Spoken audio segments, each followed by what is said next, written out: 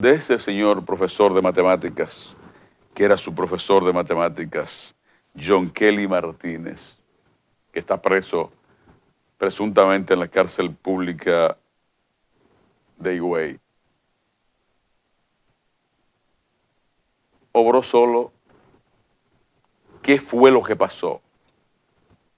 ¿Cuál es la verdad o la realidad de todo esto? Aunque en estos tiempos andamos detrás de las informaciones de manera acelerada, muchas veces solo el tiempo se encarga de poner las cosas en su justo lugar.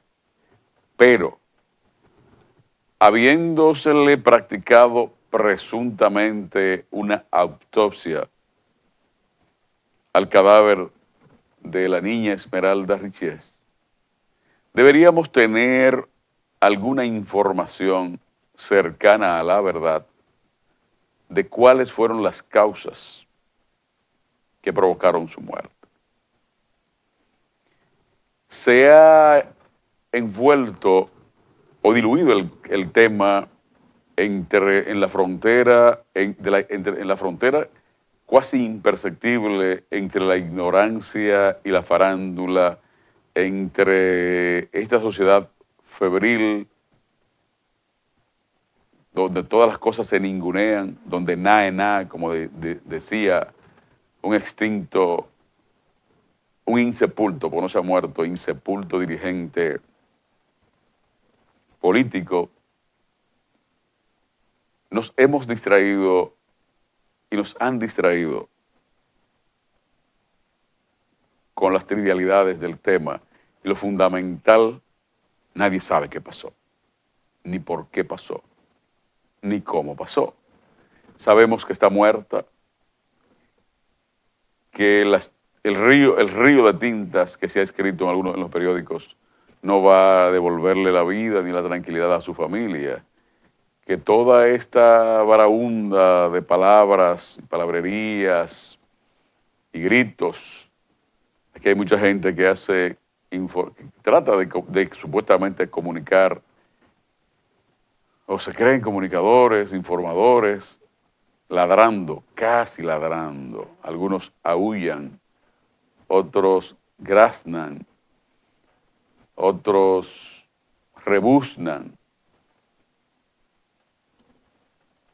Pero es la época, estamos en la era del disparate y es normal que lo que oigamos y veamos sean expresiones disparatosas. El profesor está preso y la niña está muerta. Esa es la verdad. Esperemos que la justicia pueda esclarecer qué fue lo que pasó. No basta con la condena inevitable que le espera al profesor John Kelly. Falta saber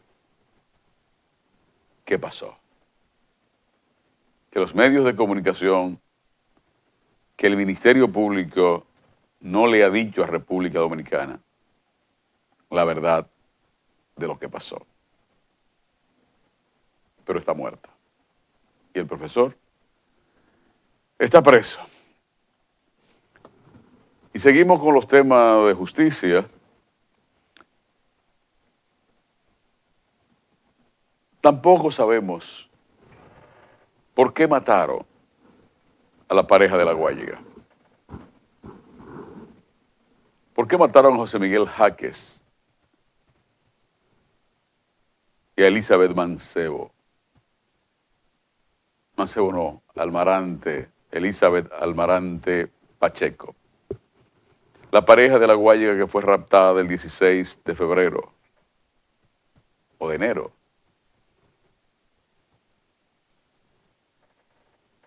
Y cuyos cadáveres aparecieron 3 semanas después. No en un pozo séptico. No como quisieron insinuar de que era una especie de trampa de grasa donde arrojaron los cadáveres. Los arrojaron, sí, en un pozo séptico, pero un pozo séptico sin fin, de esos que se perforan y solo dejan de trabajar en la perforación cuando se encuentran con agua en el subsuelo o en alguna parte de las capas en la que se divide la corteza, la conformación de la tierra, la conformación del suelo. ¿Cuántos cadáveres encontró el ministerio, encontraron las autoridades en ese pozo? ¿Cuántos cadáveres? Que no fueron solo dos. ¿Por qué hicieron extracciones de otros elementos probatorios en la madrugada?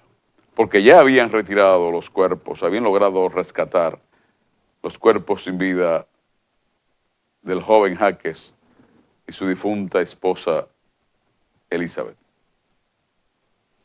¿Por qué usaron tres equipos de hidrosucción de empresas públicas, de INAPA, de la CAS, para succionar ese pozo de donde extrajeron restos mortales de otros seres humanos?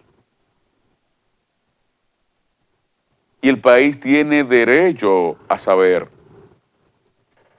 realmente qué fue lo que pasó con todo esto. Porque van ya con el cadáver de este joven, José Miguel Jaques, que tampoco dice el Ministerio Público dónde raptaron a José Miguel Jaques. A José Miguel Jaques no lo raptaron en su casa. A él no lo extrajeron de su casa junto con su mujer. No. A José Miguel Jaques, ¿dónde lo encontraron y de dónde lo raptaron y dónde lo asesinaron? Dicen que lo asesinaron en la habitación del hotel en Boca Chica.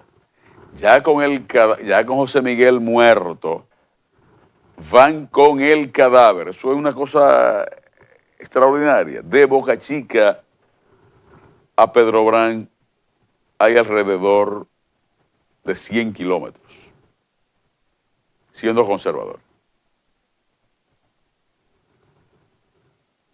Se trasladaron con el cadáver suyo a buscar a su mujer, ya viuda, y la asesinan después. Tampoco ha dicho el Ministerio Público dónde asesinaron a Elizabeth. Ya están presos, creo que hay 3 detenidos, 2 pendientes de conocerle medida de coerción y uno creo que está herido porque fue apresado por la policía en otras circunstancias por un hecho distinto, pero fue baleado y está bajo control de las autoridades. Con medida de coerción ya para cumplirla en Najayo Hombre está el dueño del hotel. Un señor con algunos niveles de minusvalía física,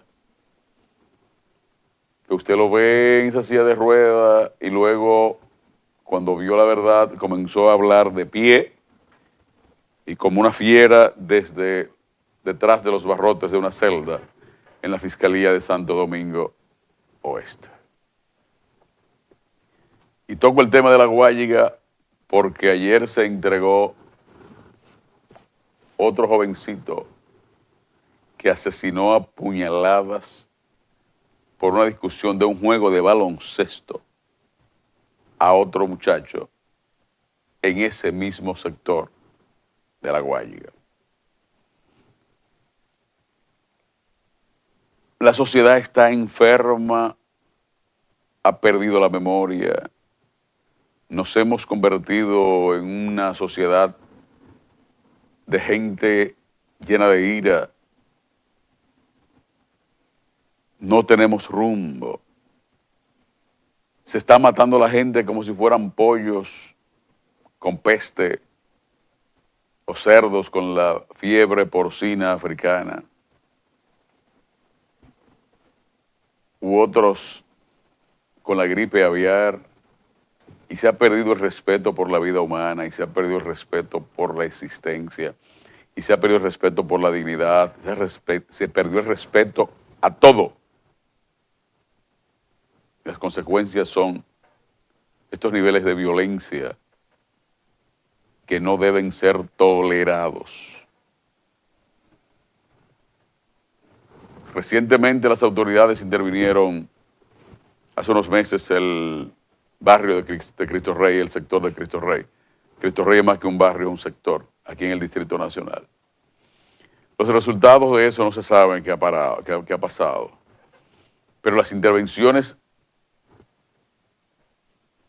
unilaterales en algunos sectores lo que hacen es desplazar los hechos delictivos o los eventos delictivos de esa demarcación a otra demarcación.